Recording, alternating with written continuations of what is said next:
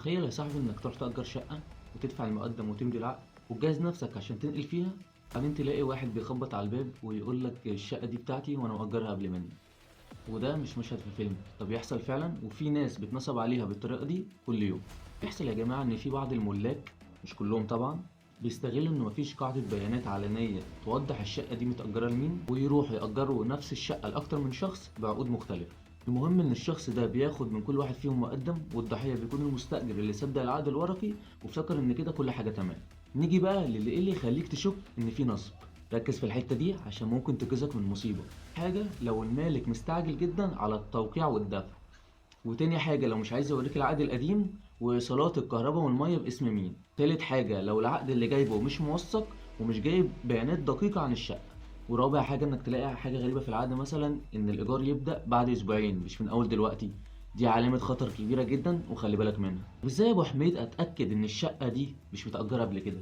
بص يا صاحبي، في كذا خطوة بسيطة جدا. أول حاجة إنك تروح تسأل في اسم الشرطة التابع للمنطقة لو في بلاغات على نفس العنوان. تاني خطوة، لو عندك عداد الكهرباء أو المية روح اسأل شركة المرافق باسم مين العداد ده.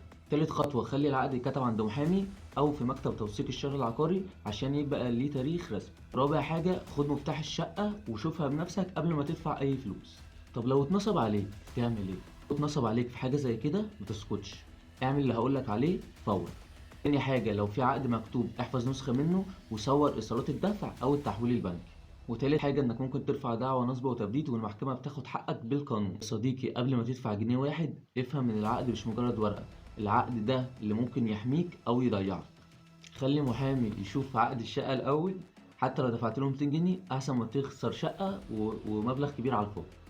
وأوعدك لو جيت لنا عشان أشوف لك العقد هعمل لك خصم 50%. يلا يا عم، ان شاء الله ما حد حوش عشان انت حبيبي بس. وبس، لو الفيديو ده فادك دوس لايك واشترك في القناة عشان دايما نكشف لك حيل النصابين قبل ما تقع فيها. اكتب لي في الكومنتات لو حصل معاك موقف زي كده، ممكن نعمل له حلقة مخصوص. وبس كده، السلام عليكم.